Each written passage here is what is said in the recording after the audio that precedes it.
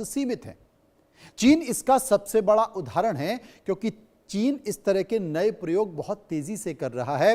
Shanghai maglev करीब 30 kilometre के airport corridor पर चलती है। इसकी अधिकतम जो गति है वो 431 किलोमीटर प्रति घंटे तक पहुंचती है। चीन के चैंगशा मैग्लेव और बीजिंग की एक मैग्लेव जैसी लो स्पीड शहरी सेवाएं भी हैं। जापान में लेमिनो मैग्लेव शहरी परिवहन के लिए चलती है और दक्षिण कोरिया में इंचियोंगुन एयरपोर्ट मैग्लेव भी एक इसका उदाहरण है। लेकिन अगर आप दुनिया में लंबी दूरी की हाई स्पीड मैग्लेव की बात करें तो इसकी मौजूदगी अभी बहुत सीमित है। यानी कि मैग्लेव तकनीक दुनिया के लिए नई नहीं है, लेकिन इसका बड़े पैमाने पर नेटवर्क बनाना अभी बाकी है। और यही बात है कि इसे बुलेट ट्रेन से अलग करती है। बुलेट ट्रेन जहां पर एक स्थापित हाई स्पीड रेल इकोसिस्टम बना चुकी है, वहीं मैग्लेव अभी बड़े पैमाने पर अपनी जगह बनाने की या फिर कोशिश कर रही है ये तकनीक, क्योंकि एक अलग इकोसिस्टम इसके लिए चाहिए, उस पर पैसा भी लगेगा, खर्च भी होगा। बुलेट ट्रेन सिर्फ एक दो देशों की तकनीक नहीं है, बल्कि दुनिया के कई देशों ने अपने हाई स्पीड रेल सिस्टम विकसित किए हैं। जापान के शिकनसेन से शुरुआत की है, फ्रांस के पास टीजीबी है, जर्मनी के पास आईसीई चलता है और स्पेन के पास एबीई है, इटली के फ्रैकियारोसा और चीन ने सीआरएच और फुक्शिंग जैसी हाई स्पीड ट्रेन सीरीज के साथ दुनिया का सबसे बड़ा हाई स्पीड रेल नेटवर्क खड़ा कर लिया है। दक्षिण कोरिया, ताइवान, टर्की, सऊदी अरब, इंडोनेशिया जैसे देशों में भी हाई स्पीड रेल सेवाएं मौजूद हैं और यही सबसे बड़ा अंतर है। मैग्लेव में दुनिया के पास कुछ सीमित कमर्शियल उदाहरण हैं, लेकिन हाई स्पीड रेल का नेटवर्क दर्जन देशों में फैल चुका है। इंटरनेशनल यूनियन ऑफ रेलवे के 2025 हाई स्पीड रेल एटलस के मुताबिक दुनिया में ऑपरेशनल, निर्माणाधीन और प्रस्तावित हाई स्पीड रेल को मिलाकर करीब 67,700 किलोमीटर से ज़्यादा की लाइनें दर्ज हैं। यानी कि हाई स्पीड रेल अब किसी एक देश की तकनीक नहीं है, बल्कि पूरी दुनिया के ट्रांसपोर्ट सिस्टम का हिस्सा बन चुके हैं। ज़रूरत भी है। इंसान कम समय में बहुत ज़्यादा दूरी तय करना चाहता है और अगर ऐसा होता है तो उसका असर विकास पर पड़ता है, योजनाओं पर पड़ता है, आपके काम पर पड़ता है और इसीलिए तमाम देश इस पर काम कर रहे हैं। अगर हाई स्पीड रेल की दुनिया में किसी एक देश का नाम सबसे ज्यादा लिया जाता है तो वो कोई और नहीं बल्कि चाइना है, चीन है। क्योंकि चीन ने सिर्फ तेज ट्रेन नहीं बनाई, बल्ककि एक पूरा हाई स्पीड रेल नेटवर्क खड़ा किया है। 2025 के अंत तक चीन का ऑपरेशनल रेलवे नेटवर्क करीब 1,65,000 किलोमीटर तक पहुंच चुका है और इसमें हाई स्पीड रेल की लंबाई 50,400 किलोमीटर से ज़्यादा थी। यानी कि चीन के पास दुनिया का सबसे बड़ा हाई स्पीड रेल नेटवर्क है। और यहाँ पर एक दिलचस्प बात को समझिए, चीन वही देश है जो मैग्लेव में भी लगातार प्रयोग कर रहा है, लेकिन बड़े पैमाने पर यात्रियों को ले जाने के लिए उसका मुख्य दांव अभी भी हाई स्पीड रेल यानी कि पहियों वाली ट्रेन है। इससे एक बहुत महत्वपूर्ण बात सामने आती है कि सबसे आधुनिक तकनीक होना और हर जगह उसके लिए सबसे सही तकनीक होना दो अलग अलग बातें हैं। मैग्लेव 500, 600 या उससे भी ज्यादा की गति की संभावनाएं दिखा सकती है, लेकिन किसी देश को यह भी देखना पड़ेगा कि उस तकनीक की लागत क्या होगी, कितना नया इंफ्रास्ट्रक्चर उसके लिए चाहिए, कितने यात्री मिलेंगे और क्या उस गति का फायदा यात्रा के समय और लागत को जस्टिफाई करता है या फिर नहीं करता है। क्योंकि यह भी देखना होगा ना कि उसके लिए पैसा कितना लगेगा। अब उस ट्रेन की बात जिसे लेकर अक्सर कंफ्यूजन होता है, वंदे भारत आखिर bullet train, semi bullet train है या फिर कुछ और है? क्या है वंदे भारत? तो इसे बिल्कुल आप साफ समझ लीजिए, वंदे भारत को भारतीय रेलवे खुद सेमी हाई स्पीड ट्रेन कहता है। इसका डिजाइन स्पीड 180 किलोमीटर प्रति घंटे की रफ्तार तक है, जबकि मौजूदा ऑपरेशनल इसकी अधिकतम सीमा 160 किलोमीटर प्रति घंटे तक है। और सबसे महत्वपूर्ण बात यह है कि वंदे भारत किसी एक मैग्लेव गाइडवे पर नहीं चलती है। ये पहियों वाली ट्रेन है, मौजूदा भारतीय रेलवे का जो ट्रैक इंफ्रास्ट्रक्चर है उसी पर चलती है। यानी कि वंदे भारत को आप भारत के मौजूदा रेलवे नेटवर्क को धीरे धीरे तेज और आधुनिक बनाने की दिशा में देख सकते हैं। जबकि Mumbai Ahmedabad high speed rail project है, वो एक अलग कैटेगरी का रेल प्रोजेक्ट है। हाई स्पीड रेल परियोजना जिसमें ट्रेन की डिजाइन स्पीड 320 किलोमीटर प्रति घंटे तक है, तो आसान भाषा में समझिए, Vande Bharat semi high speed rail Mumbai Ahmedabad high speed rail, यानी कि जिसे आम भाषा में आप बुलेट ट्रेन भी कह सकते हैं, और बुलेट ट्रेन भी उस कॉरिडोर को कहा जा सकता है। भारत में जो रेलवे का नेटवर्क है उसे समझने की कोशिश कीजिए कि आखिर वो रेलवे नेटवर्क है क्या।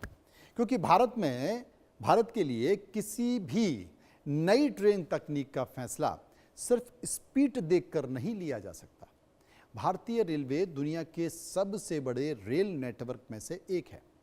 रेलवे के जो आधिकारिक आंकड़े हैं, उन आंकड़ों के मुताबिक 2023-24 के अंत में भारतीय रेलवे का जो रूट नेटवर्क है वो करीब 69,181 किलोमीटर का था, और कुल ट्रैक की लंबाई करीब 1,35,000 किलोमीटर की थी। अब नेटवर्क का एक और बड़ा बदलाव हो चुका है। लगभग 99.4% ब्रॉड गेज नेटवर्क का विद्युतीकरण किया जा चुका है। यानी कि भारत में अपने मौजूदा रेलवे नेटवर्क को इलेक्ट्रिक और तेज बनाने की दिशा में बहुत बड़ा काम किया जा रहा है। अब जरा इसे मैगलेब से जोड़कर देखिए। अगर भारत पूरे देश में मैगलेब नेटवर्क बनाना चाहे तो मौजूदा रेलवे ट्रैक को सिर्फ अपग्रेड करने का काम नहीं चलेगा, कई जगह बिल्कुल अलग गाइडवे और सिस्टम बनाना पड़ेगा। जबकि हाई स्पीड रेल के लिए भी नया समर्पित ट्रैक चाहिए। लेकिन यहां भारत के पास पहले से रेलवे संचालन, स्टेशन सिग्नलिंग, मेंटेनेंस, मानव संसाधन और यात्रियों का विशाल इकोसिस्टम मौजूद है। इसके लिए भारत के लिए सवाल सिर्फ ये नहीं है कि कौन सी ट्रेन ज़्यादा तेज है, सवाल यह है कि कौन सी तकनीक भारत की ज़रूरत है, यानी कि संख्या, लागत और मौजूदा परिवहन व्यवस्था के साथ बेहतर तरीके से फिट बैठती है। ये बहुत महत्वपूर्ण विषय है जिसका मैं जिक्र कर रहा हूं। भूत, वर्तमान और भविष्य की बात कर रहा हूं। लेकिन अब सबसे बड़ा सवाल है कि भारत के लिए जो बुलेट ट्रेन है वो सही है या फिर मैगलेब सही है। अगर सिर्फ स्पीड देखेंगे तो मैगलेब आपको आगे दिखाई देगी, लेकिन अगर भारत की जो स्वाभाविक वास्तविक जरूरत देखेंगे तो तस्वीर अब बदल जाती है। भारत के लिए आने वाले समय में समर्पित हाई स्पीड रेल यानी कि बुलेट ट्रेन ज्यादा व्यवहारिक विकल्प दिखाई देता है, क्योंकि भारत को सिर्फ 500 या फिर 600 किलोमीटर प्रति घंटे की रफ्तार नहीं चाहिए। भारत को लाखों यात्रियों को एक शहर से दूसरे शहर तक भरोसेमंद, किफ़ायती और सुरक्षित तरीके से पहुंचना है। बुलेट ट्रेन के लिए भी नया ट्रैक और बड़ा निवेश चाहिए, लेकिन इसकी तकनीक दुनिया के कई देशों में दशकों से कमर्शियल स्तर पर इस्तेमाल हो रही है। इसके संचालन, मेंटेनेंस और सुरक्षा के अनुभव का बड़ा आधार मौजूद है। इसके मुकाबले मैगलेब के लिए पूरी तरह अलग गाइडवे है।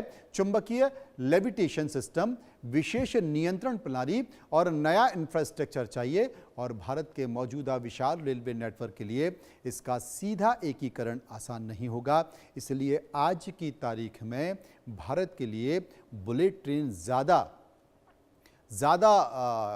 किफ़ायती कह सकते हैं या ज़्यादा बहुत व्यवहारिक है, लेकिन इसका मतलब ये बिल्कुल नहीं है कि मैगलेब भारत के लिए कभी नहीं आ सकती है।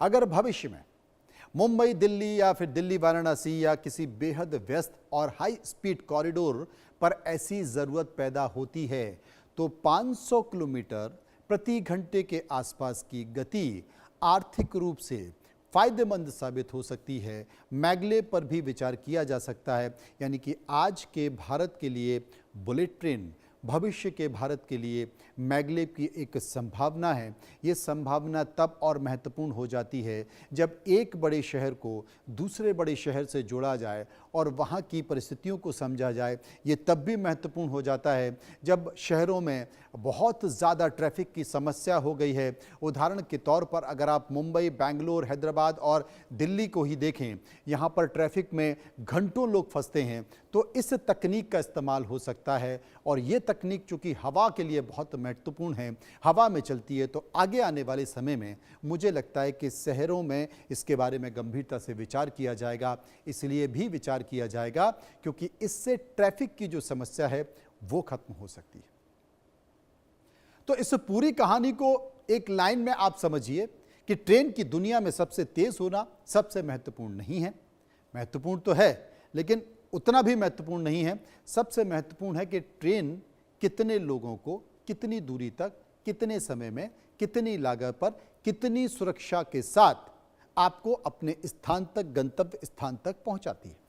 पारंपरिक ट्रेन में पहिए पटरी को छूते हैं। सेमी हाई स्पीड ट्रेन जैसे कि वंदे भारत उदाहरण के तौर पर उसी व्हील ऑन रेल तकनीक को ज़्यादा आधुनिक और तेज बनाती है। बुलेट ट्रेन उसी सिद्धांत को हाई स्पीड में एक अलग स्तर तक लेके जाती है और मैग्लेव इस पूरी कहानी में एक कदम आगे जाकर पहिए और पटरी के बीच के संपर्क को ही खत्म करने की कोशिश करती है। और यही वजह है कि चीन 800 किलोमीटर प्रति घंटे की रफ्तार के एक्सपेरिमेंट को पूरा कर चुका है, लेकिन दूसरी तरफ चीन खुद 50,000 किलोमीटर से ज्यादा का हाई स्पीड रेल नेटवर्क भी चला रहा है। इसलिए 800 किलोमीटर प्रति घंटे का टेस्ट देखकर यह मान लेना कि अब बुलेट ट्रेन खत्म हो गई है, पुरानी हो गई है, सही नहीं है।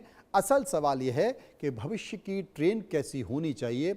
मैग्लेव उसी की एक कहानी है और उसी आधार पर क्या काम किया जा रहा है।